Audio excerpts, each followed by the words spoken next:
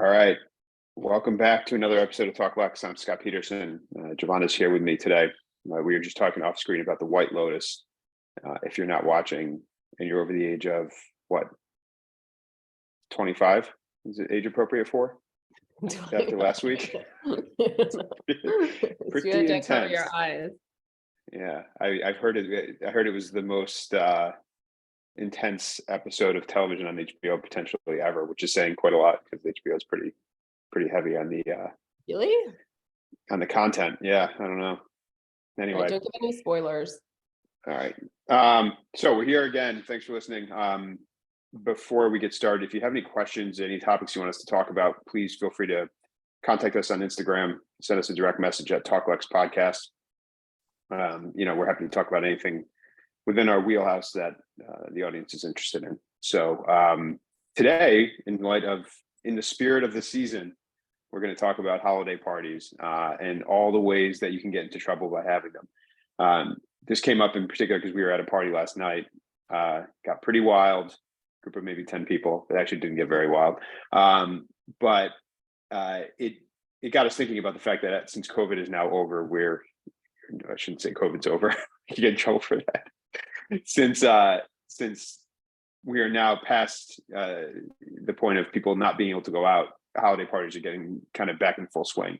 And so that brings up all kinds of legal issues that people probably haven't thought about in a couple of years. So where do you want to start? First, I want to show my holiday outfit for the podcast. Okay. Ready for the party. All right. Yeah, so I think we're going to talk about employment issues and then also just sort of general liability issues, especially if you're hosting a party. But we'll start with the employment issues. I think that's probably one of the most common holiday parties that people go to, and probably one of the most obvious issues that can happen at a work holiday party are the mix of alcohol and people behaving poorly because of that. On a more serious note, we do see sexual assault and sexual harassment coming from office holiday parties. That's probably one of the more obvious issues that can happen when you have people drinking a lot. So that's a scenario that we have, people getting drunk, getting involved in either bad behavior or also dicey conversations. And I think the overlying theme of this is that almost all employees are at will. Even if you have an employment agreement, there's probably a big carve out in there that says that you're either at will or that you can be fired on the spot for cause or for bad behavior. So if you don't behave at your holiday party, you can get fired and you probably are not going to have any recourse. Yeah, and I think like the most obvious sort of example that people think about when they think about bad activities or poor conduct at a holiday party are sort of the quintessential person gets drunk and says something wildly sexually inappropriate, or gets too physical with another coworker, or a boss tries to hit on a younger employee or something along those lines. But it can also extend to just having too much to drink and just saying stupid or defensive things that your boss looks at you and says, what on earth is this? This behavior is completely unacceptable. And I mean, I'm thinking about all the holiday parties you've been to over the course of the last 5 or 10 years where that exact sort of scenario has happened. And you're like thinking to yourself, if this person's boss were around, they would probably, the boss would say, what kind of person is working for me? Can you think of it? I'm envisioning a couple of specific scenarios that we won't get into here, but yes. Well, I boycotted a particular holiday party for several years after having a super awkward interaction with another attorney that I think also was sort of alcohol fueled on that attorney's part. And it kind of brings us also ties back into the White Lotus. So this is not a spoiler, but I think in the very first episode, you find out that one of the characters is an employment lawyer. Of course, I have to make like the dour, at least at the beginning of the season, like seemingly like dour career woman is like an employment lawyer. But anyway, and she kind of has a little bit of an awkward dinner table conversation with the male of the other couple that they're traveling with when she tells them what she does. And his immediate response is to tell her about all of the, according to him, bogus sexual harassment claims that have been made against him. I think this is a dicey topic of conversation. You probably don't want to go there at a holiday party where you are, bringing up the inappropriate behavior that you have done, or to be perfectly honest, even talking about it in a way that could be off-putting to other people. Because if the wrong person hears that, they don't like you, they're your boss, they don't like the way you spoke, they can fire you for that. You're not, there's no real First Amendment in the public workplace for saying things that other people aren't interested in hearing. So I think that's, in that context, the conversation did sort of start to become what I would consider to be, for a work event, a little too sort of sexual in nature and aggressive, because it happened to also be in the same time period as Matt Lauer was all over the news, and he was accused of doing some pretty sexually explicit things. And these are probably not conversations that you want to have at a work event. And if you are a male, you probably don't want to have that kind of conversation with a woman. Now, this was not my boss or my coworker or anything like that. And I did not feel harassed. I was rolling my eyes, but you never know who you're speaking to. A lot of our sexual harassment clients have a history of, abuse or trauma in their life. And you really never know who you're talking to and what their point of reference is. So you need to be cautious in the workplace and in general, but especially when you're at an event where you're drinking. Yeah, and I think it's important to keep in mind, because I think people tend to forget that just because you're out of the office, you're still at work. And so not that you have any more or less protections or rights, but removing the formality of the office, particularly at a time when a lot of people were working remotely, so they're not even used to the formality of the office. Just because you're at an outside event doesn't change the fact that, as Giovanna said, you don't have any freedom of speech unless you're, a government employee, basically, in that context. But you act foolish, and you can certainly be called out on it, and it can certainly backfire. And we're kind of talking more about employees behaving badly, but I think the next question is, if you're the employer, how do you handle those types of situations? And we would say, if somebody comes to you with a complaint of something that happened at a work holiday party, you want to make your employee who's complaining feel protected and feel that they are being taken seriously. That doesn't mean you have to run out and fire the person who they said behaved inappropriately, but you should, if you have HR, you should investigate that, and you should look into it, and you should make sure that the person who's complaining is being heard and is not then retaliated against in some way, because that's how then the employer can get in trouble if things go downhill or they don't take a complaint like that seriously. Yeah, I think the other thing to remember is that even if you're an employer or a high-level employee, you have to remember that we live in a very different world than even 10 years ago, and people record everything. Everything gets caught on camera. And so even if you think, you might wake up the next morning and think, oh my God, that was bad. Hope, glad nothing bad happened. You have no idea what people recorded, what kind of information could get leaked. It's not at all uncommon, to have somebody complain about something that happened, several months in the past, and all of a sudden they've got some kind of a recording of it. And as an employer, that can be a nightmare. And as a high level employee, you can find yourself, answering some very uncomfortable questions as well. So I think that's important to keep in mind. Want to shift gears to house parties? Yes, All right. a house party. Who doesn't love a good house party? They're typically more fun than an office party. And you're probably not going to get fired for something that happens at a house party, although you could, especially if you are, you know, acting foolish in a way that will be recorded and distributed. So you got to be a little bit careful. But we're going to talk about kind of some situations where, if you're a homeowner in particular and you have a house party, you can get sued a number of ways. So let's talk first about premises liability. So what do you have to be thinking about if you own a house and you're going to have 50 people, many of whom are going to be drinking too much over at your house? Yeah, so we live in the Northeast, and I think one thing that sometimes people don't fully think about when you're talking about holiday parties and in the wintertime is you do have to clean up your sidewalks and your walkways and places where people are going to park of snow and ice. You can't just say, oh, I live in the Northeast, we have to navigate snow and ice. Too bad. If somebody slips and gets injured, we live in a place where that's a risk.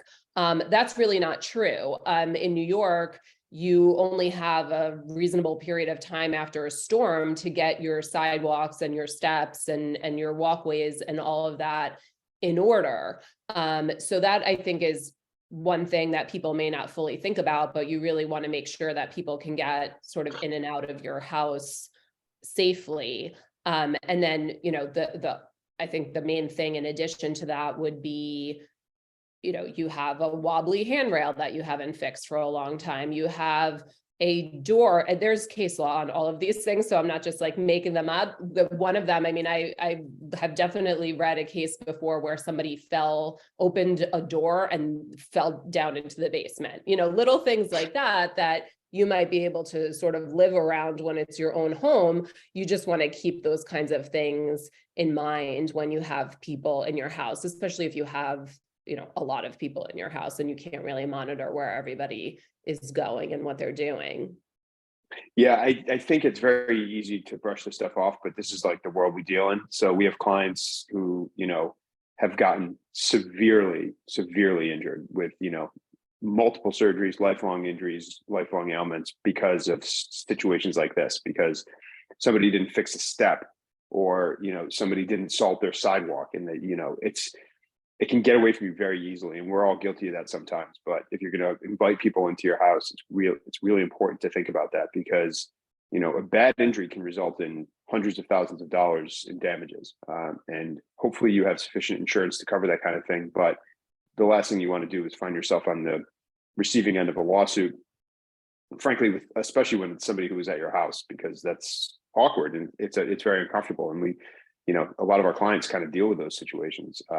But that's something that's pretty avoidable if you're taking good care of it. What about pets? Speaking of Walter, who's sitting outside my office right now. Right. So in New York, if you own a pet, you are what's called strictly liable for injuries that they inflict on other people. If you had notice of your pet's what we call dangerous propensities. So there's kind of two pieces of that of, what does strict liability mean? So typically when you sue somebody, you're suing them in negligence. So you're showing that they were careless in some way.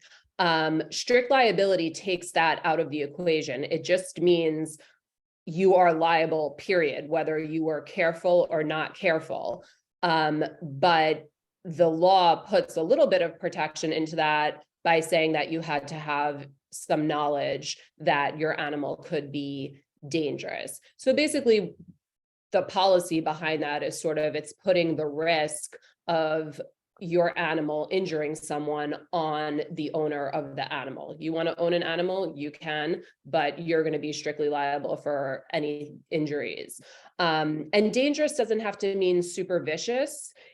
If your dog has a tendency to jump on people and knock them over, that could be a dangerous propensity. It doesn't, I think sometimes there's a sense out there that we're talking about like a rabid animal, but it's not. And one thing to keep in mind with strict liability, because they don't have to show that you as the owner did anything wrong, the sort of flip side of that is that you trying to do things right is really not going to make a difference. So putting up a beware of dog sign or warning people like, oh, hey, by the way, my dog jumps on people, this is not going to help you in this situation, because you're going to be liable whether you were careful or not careful, as long as you knew that this was a risk. We're on our second English Bulldog now, and they're very good dogs and they're very docile. And fortunately for us, they're very good at being put away. So whenever we have any significant amount of people over our house, we put the dog away.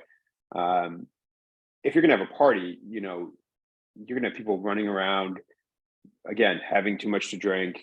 Maybe, someone wrestles with the dog, someone tries to play with the dog knocks into it, knocks somebody over. In a blink of an eye, you can find yourself in a really bad situation.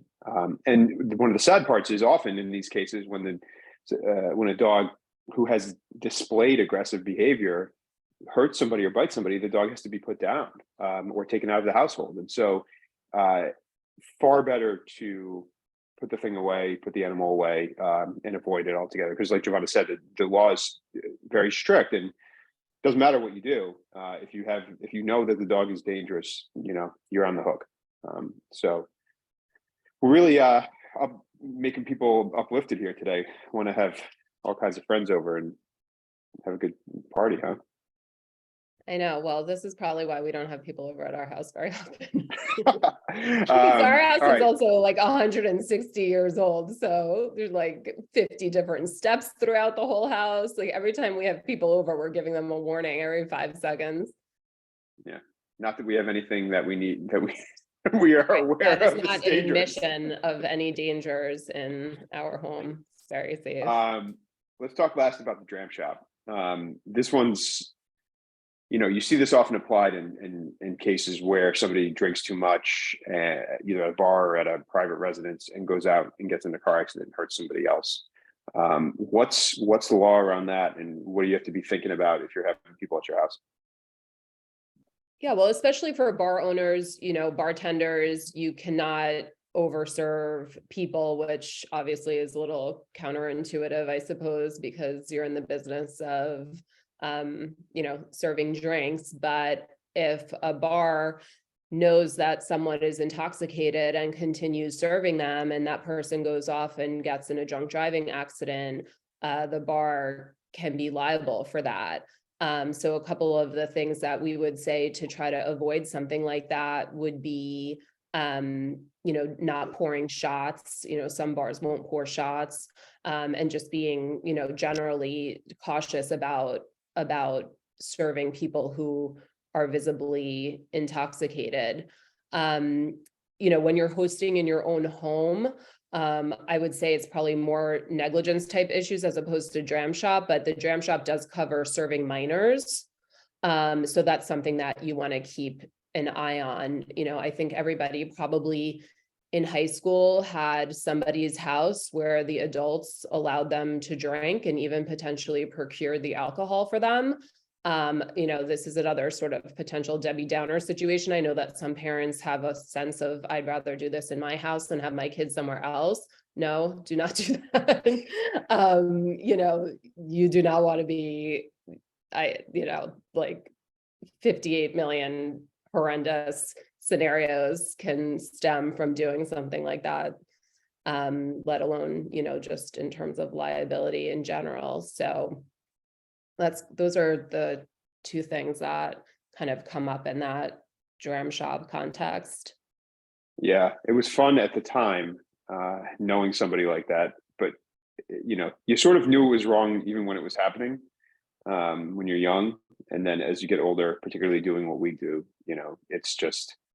it's crazy.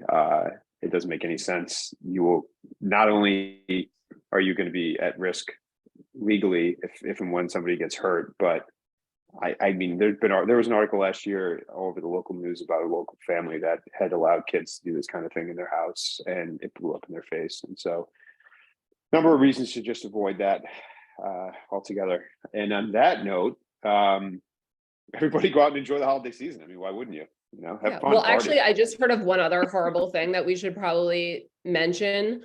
That sort of reminded me of it is also like guns in the home. This is another thing where if you're in our line of work, there is a lot of case law on that. You know, people might not think that that happens very often, unless you're following, you know, if you follow one of those social media accounts for, you know, every town for gun safety or something, they're always posting about gun accidents in homes and children getting their hands on guns. And but if you don't follow something like that, you might not necessarily be aware of how prevalent it is, but that is 100% something else to keep an eye on. If you are going to have a house full of people, you're going to have kids running around. I know, you know, when we have people at our house, the kids all go upstairs, they're exploring, they're playing hide and seek, they're running all over the place. I'll tell them, you know, you can't go in this part of the house. They go in there anyway. And, you know, the worst thing that, and the last thing that you want is for some curious kid to get their hands on a gun that's not being stored properly, and have like a horrific, tragic accident like that. So that would be my last, probably like super depressing, cautionary thing. But I mean, these things happen all the time. So people obviously are not thinking about it. So it doesn't mean don't have people over and don't have fun, but don't assume that that's not going to happen, or that your best friend isn't going to sue you if it does, because trust me, they are. Everyone likes to say that they're not litigious and that they hate lawsuits and they would never sue anyone in that situation. This is not accurate. If you or a member of your family is seriously hurt because of your family member or your friend or anybody, your neighbor's negligence, I promise you, you will sue them. Yeah, or at a minimum, you'll come to us and say, you know, is there anything we can do about it? And that, or you will put a claim in with their homeowner's insurance. Like, you will do something.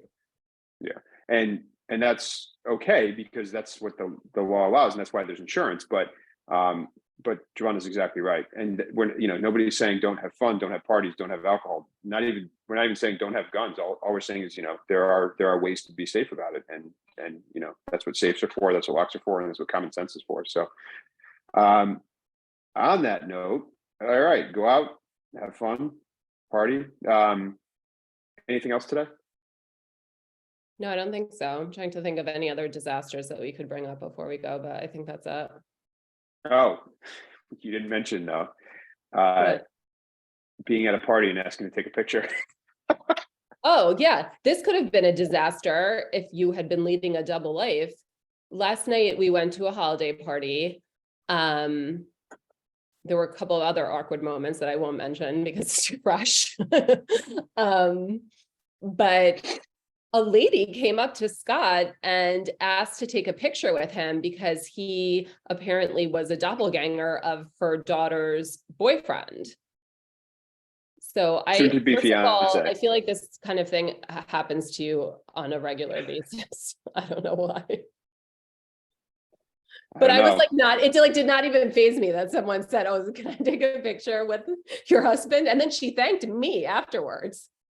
I should have gone through the phone to make sure that the sister's boyfriend was not, in fact, me. You. Yeah. Or no, not the daughter's boyfriend. But anyway, I thought that was very funny.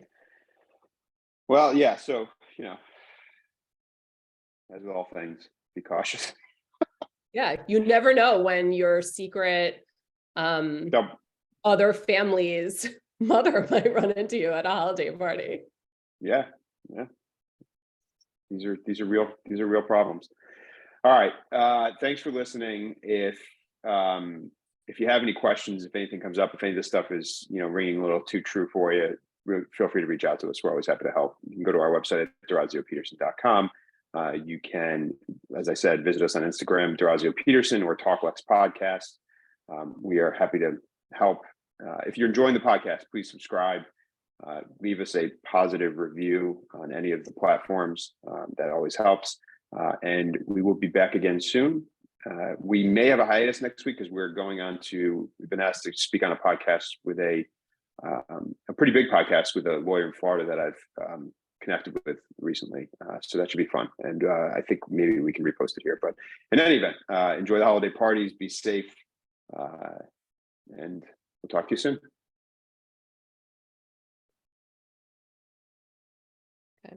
Do stop.